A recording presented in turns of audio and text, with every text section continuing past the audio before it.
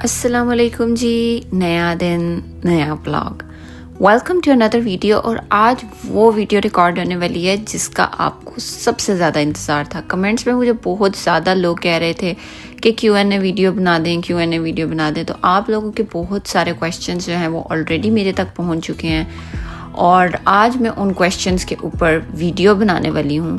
Questions बहुत ज़्यादा हैं।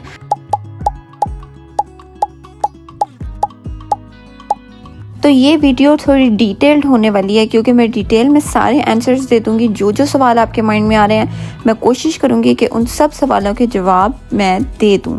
और अगर आपका जो सवाल है वो इन क्वेश्चंस के अंदर ना हुआ तो प्लीज़ बुरा मत मानिएगा और अपना क्वेश्चन दोबारा से कमेंट सेक्शन में मेंशन करें ताकि मैं उसके ऊपर दोबारा एक डिटेल्ड वीडियो बना के आप लोगों के सारे क्वेश्चंस के जवाब दे दूँ। तो जनाब जी, सबसे पहला मेरे पास क्वेश्चन है, dear sister which visa you came to US? If spouse visa which visa was your husband here on? Thank you so much. Okay, तो जी हाँ, मैं यहाँ पे IR1 कैटेगरी का वीज़ा अप्लाई करके अमेरिका पहुँची हूँ और मेरे जो हस्बैंड हैं उन्होंने मुझे अप्लाई किया था। IR1 category immediate visa category है, मतलब ये सबसे ज़्यादा जल्दी प्रोसेस होती है। और मेरा वीज़ा जो है वो IR1 कैटेगरी, मतलब मेरे हस्बैंड ने मुझे स्पॉन्सर किया था, लेकिन स्टिल मेरे वीज़ा पे काफ़ी लंबा टाइम मुझे वेट करना पड़ा है। जो मेडिकल जो अप्रूवल था वो तो इतना लेट नहीं आया, वो एक स्पेसिफिक टाइम रेंज के अंदर आ गया था। अमेरिका का प्रोसेस स्लो नहीं है, लेकिन जो पाकिस्तान का प्रोसेस है, जो कि मुझे एम्बेसी से, इस्लामाबाद एम्बेसी में मेरा इंटरव्यू था और जो मुझे वहाँ से कॉल आनी थी इंटरव्यू की, वो बहुत लेट था। तो जी, इनका दूसरा सवाल ये है कि मेरे हस्बैंड जो हैं वो किस वीज़ा के ऊपर यहाँ रह रहे हैं। तो जवाब ये है कि जी मेरे हस्बैंड जो हैं वो US सिटीज़न हैं, वो यहीं पे पैदा हुए थे, वो यहीं पे ग्रो अप हुए हैं, वो यहीं पे रह रहे हैं। तो जी नेक्स्ट क्वेश्चन मेरे पास है मोहम्मद अहसन का, और बहुत खुशी हुई है देख के कि आपका अप्रूवल जो है वो आ गया है। मैं उम्मीद करती हूँ, मेरी अल्लाह ताला से दुआ है कि आपका इंटरव्यू भी है वो बहुत जल्दी आ जाए। अगर आप मेरे से जो पूछ रहे हैं, मेरा जो इंटरव्यू है वो मुझे 13 मंथ्स के बाद मेरा इंटरव्यू मुझे मिला है। मतलब ये कि मेरा अप्रूवल आने के 13 मंथ्स मुझे वेट करना पड़ा और मुझे कोई अपडेट नहीं आई थी। लेकिन गुड थिंग इज़ कि अब जो है वो प्रोसेस काफ़ी फ़ास्ट हो गए हैं क्योंकि अफ़गान के वीज़े उन्होंने रोक दिए हैं। This is what I got to know when I went to the US embassy.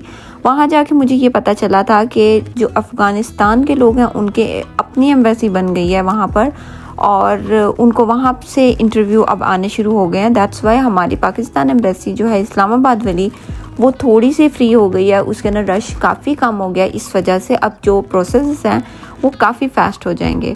और मेरे ही मंथ के अंदर, जिस मंथ में मुझे इंटरव्यू मिला था, उस महीने के अंदर तकरीबन 4 महीने के लोगों को इंटरव्यू दिया गया था। तो जी नेक्स्ट क्वेश्चन मुझसे जुनैद ने पूछा है कि काफ़ी ज़्यादा र्यूमर्स फैल रहे हैं कि अभी अमेरिका आना चाहिए या नहीं आना चाहिए। तो मैं आपको बता दूं कि जब मेरा इंटरव्यू की डेट आई थी और मेरा इंटरव्यू हो गया था, लेकिन अभी पासपोर्ट मेरे हाथ में नहीं था, जिसकी वजह से मैं टिकट्स नहीं करवा सकती थी।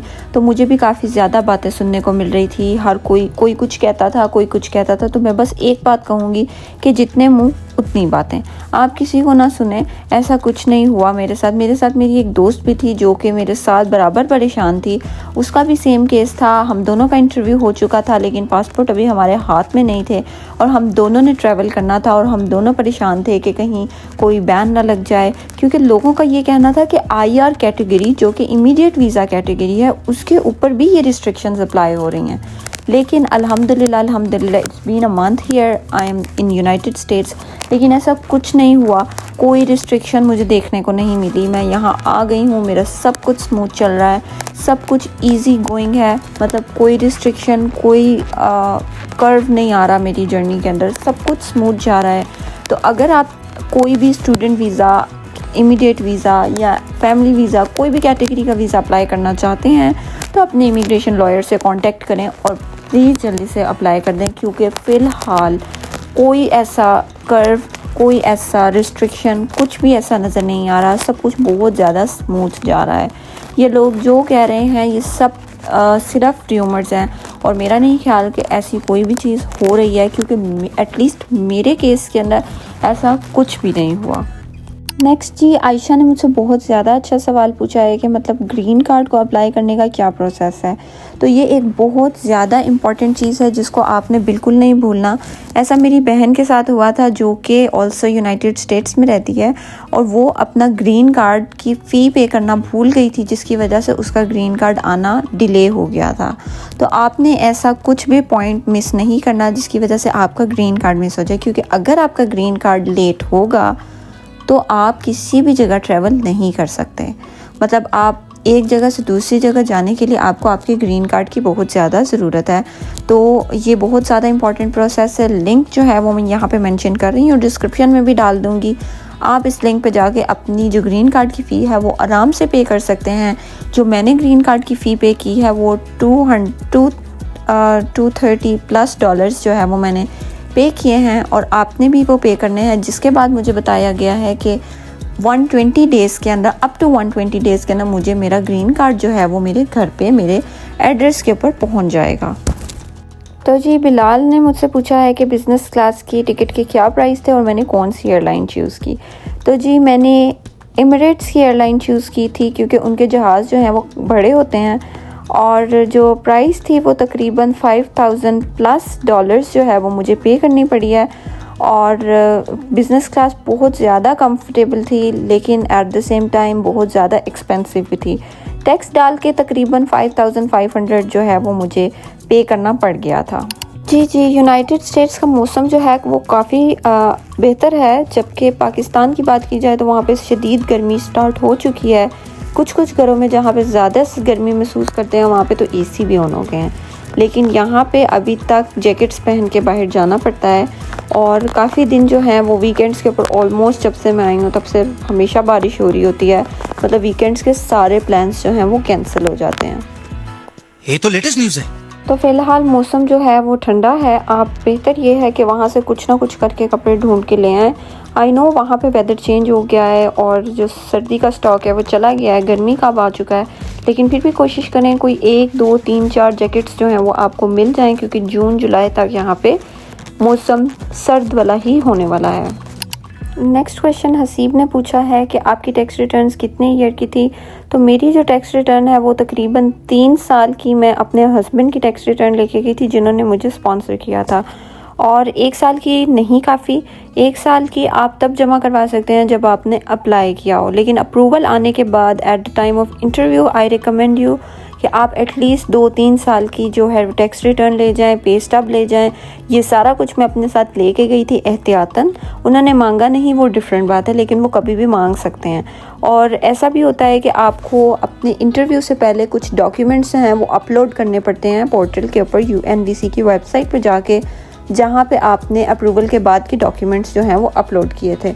तो ये बहुत ज़रूरी स्टेप है जो बहुत से लोग भूल जाते हैं, और उसकी वजह से उनका जो केस है वो एडमिनिस्ट्रेटिव प्रोसेसिंग यानी चला जाता है, विच टेक्स अराउंड 2-3 वीक्स मोर, और टाइम एक्स्ट्रा वेस्ट हो जाता है। तो बेहतर ये है कि आप अपने डॉक्यूमेंट्स जो हैं वो पहले से कंप्लीट करके रखें, ताकि कोई भी ऐसी चीज़ ना हो जिसकी वजह से आपका केस जो है एडमिनिस्ट्रेटिव प्रोसेसिंग में जा सके। तो एटलीस्ट कम से कम 3 साल के जो आपके पास टैक्स रिटर्न्स, पे स्टब वगैरह सब कुछ होना चाहिए। तो जी, मेडिकल में उन्होंने कोई सवाल नहीं पूछे, सिर्फ आपका पासपोर्ट और आपका अपॉइंटमेंट लेटर जो आपको एम्बेसी की तरफ से आया होता है ईमेल, उसका आपने प्रिंट आउट निकाल के यहाँ ले जाना है। और बस वो आपसे कुछ नहीं पूछते। बस जो फ़ी है वो मुझे थोड़ी ज़्यादा लगी, विच इज़ 82,000, और उसके अलावा कुछ नहीं। वैक्सीनेशन होती है, साथ में आपका ब्लड प्रेशर चेक होता है, आपका विजन टेस्ट होता है, आपका चेस्ट एक्सरे स्कैन होता है। These are the few things जो फॉर्मेलिटीज़ हैं वो बस होती हैं, और उसके अलावा कुछ नहीं। अगर बात करें पुलिस रिपोर्ट की, तो वहाँ पे आपका सिर्फ पासपोर्ट आपसे मांगेंगे। उसके अलावा आपसे पर्पस पूछेंगे कि आप किस कंट्री ट्रैवल कर रहे हैं और आपका जाने का पर्पस क्या है। अगर आप स्टूडेंट वीज़ा पे जा रहे हैं तो आप उनको बता सकते हैं कि जी मैं स्टूडेंट वीज़ा पे जा रही हूँ। अगर आप इमिग्रेशन वीज़ा पे जा रहे हैं तो सिंपल इमिग्रेशन वीज़ा बता दें। जो पुलिस रिपोर्ट है, इंपॉर्टेंट चीज़ ये आपको मैं बता दूँ, पुलिस रिपोर्ट 6 मंथ्स के बाद एक्सपायर हो जाती है। तो इंटरव्यू से पहले, अप्रूवल से पहले आपको डिफरेंट जो है वो पुलिस रिपोर्ट चाहिए होगी। तो प्लीज़ मेक श्योर कि आप एक्सपायर पुलिस रिपोर्ट ना लेके जाएं। नेक्स्ट जी, मुझे क्वेश्चन तो नहीं लेकिन एक कमेंट आया है, पाकिस्तानी मुंडा कोई है, उन्होंने किया है, और उन्होंने ये कहा है कि अमेरिका आके आपकी जो स्माइल है वो ख़त्म हो जाएगी, तो ऐसा बिल्कुल नहीं है। अगर आपकी फैमिली सपोर्टिव है, आपसे प्यार करते हैं, आपके हस्बैंड अच्छे हैं, आपके घर वाले सब अच्छे हैं, तो आपका दिल लग जाता है। और दिल सिर्फ प्यार से लगता है, मतलब अगर लोग प्यार करने वाले हैं आपके अराउंड तो दिल लगाने में कोई मुश्किल नहीं होती। रहना हमने पाकिस्तान में भी है, रहना हमने अमेरिका में भी है। हाँ, बस घर वाले बहुत ज़्यादा याद आते हैं, जो कि बहुत ज़्यादा मुश्किल है एक लड़की के लिए बर्दाश्त करना, चाहे वो इमिग्रेशन वीज़ा पे आई है या फिर वो स्टूडेंट वीज़ा पे आई है। अपने घर वालों से दूर होना कोई आसान काम नहीं है, लेकिन फिर भी अगर लोग प्यार करने वाले हों तो दिल लग ही जाता है। मेरे पासपोर्ट पे जो स्टैंप उन्होंने मुझे लगा के दी है, उसके ऊपर एक्सपायरेशन डेट जो है वो 5 महीने तकरीबन बनते हैं। 5 महीने के बाद मेरा जो वीज़ा है वो एक्सपायर हो जाएगा, तो मुझे अमेरिका के अंदर एंट्री करनी थी 5 महीने से पहले। जी, मैं कोशिश करती हूँ कि डिटेल्ड लॉन्ग वीडियोस बनाऊँ ताकि आप सबके क्वेश्चंस के सारे आंसर्स दे सकूँ और जो मेरी जर्नी में हुआ वो सारा कुछ आपके साथ शेयर कर सकूँ। लेकिन वीडियोस जो हैं वो इस वजह से कभी लंबी नहीं बनाती क्योंकि आप लोग बोर ना हो जाएं और वीडियो को स्किप ना कर दें। तो अगर आप सब लोग चाहते हैं कि मैं वीडियो को लंबी बनाऊं तो कमेंट में मुझे ज़रूर बताएं ताकि मैं नेक्स्ट वीडियोस जो है वो और डिटेल्ड बनाऊं। और इसके साथ साथ मैं आपके लिए बैंक अकाउंट कैसे ओपन करना है, सोशल सिक्योरिटी नंबर कैसे आएगा, ग्रीन कार्ड कैसे आएगा, ये सब चीज़ें जो हैं वो मैं आपके साथ ज़रूर शेयर कर दूँगी। तो अगर अभी तक आपने चैनल को सब्सक्राइब नहीं किया तो चैनल को लाजमी सब्सक्राइब कर दें, क्योंकि अगर आप अमेरिका में आ जाते हैं और आपको ये सारी चीज़ें जो हैं वो पहले से पता होती हैं तो आपके लिए बहुत ज़्यादा चीज़ें आसान हो जाएंगी। डॉक्यूमेंट्स आप पहले से ही गैदर कर लेंगे, क्योंकि बैंक अकाउंट ओपन करना कोई इतना आसान काम नहीं है, उसके लिए काफ़ी ज़्यादा डॉक्यूमेंट्स जो हैं वो चाहिए होते हैं। जी, मेरी अपनी आंटी जो हैं वो कनेक्टिकट में रहती हैं और जो इंटरव्यू की विज़िट वीज़ा की डेट है वो आप अर्ली अपॉइंटमेंट भी ले सकते हैं किसी भी इमिग्रेशन लॉयर को कांटेक्ट करके। तो पूरा साल आपको इंतज़ार करने की कोई ज़रूरत नहीं है। इसके साथ साथ 5 साल अगर आपको इमिग्रेशन वीज़ा अप्लाई किए हुए हो गए हैं तो प्लीज़ मुझे कमेंट सेक्शन में ज़रूर बताएं कि आपके वीज़े की कैटेगरी क्या है और आपके हस्बैंड ने आपको अप्लाई किया है तो उनका स्टेटस क्या है अमेरिका में। जी Saba, good luck for your interview. और मैं कोशिश करूँगी कि मैं अपने इंटरव्यू के क्वेश्चंस की भी डिटेल्ड वीडियो जो है वो बना के डाल दूँ 29 से पहले। और बस ये है कि आपने अपने जिन्होंने भी आपको स्पॉन्सर किया उनके रिलेटेड सारी इन्फॉर्मेशन, उनके ऑफिस का नाम, उनकी जॉब टाइटल, सब कुछ आपको पता होना चाहिए। अगर आप इमिग्रेशन वीज़ा के लिए अप्लाई करना चाहते हैं तो आपके पास कोई ना कोई स्पॉन्सर होना चाहिए जो कि अमेरिका में या तो ग्रीन कार्ड होल्डर हो या फिर यूएस सिटीज़न हो।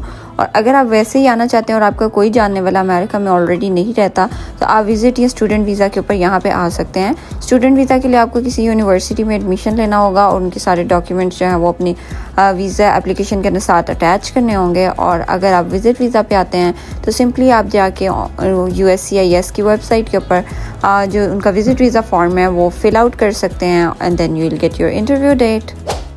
जी, मेरी कैटेगरी थी IR1 और मेरे जो हस्बैंड हैं वो US सिटीज़न हैं जिन्होंने मुझे स्पॉन्सर किया था। इस बात के लिए आपको डरने की, घबराने की बिल्कुल कोई ज़रूरत नहीं है, क्योंकि आपसे ऑप्शन दिया जाता है आपको कि आपने इंग्लिश में इंटरव्यू देना है, उर्दू में इंटरव्यू देना है या पश्तो में इंटरव्यू देना है। It's completely up to you. और मेरी सजेशन ये है कि जिन लोगों को इंग्लिश आती भी है वो भी उर्दू ट्रांसलेटर चूज़ कर लें, क्योंकि फिर आपको 30 सेकंड्स या 1 मिनट आपको सोचने के लिए मिल जाता है कि आपने ऑफिसर को क्वेश्चन का क्या आंसर करना है। तो मेरा ख्याल है इस वीडियो को यहीं पे करते हैं एंड अगर फिर भी किसी के क्वेश्चंस रह गए हैं जिनका मैंने आंसर नहीं दिया तो मुझे कमेंट सेक्शन में ज़रूर बताएं ताकि मैं आपके सबके क्वेश्चंस के आंसर दे सकूं।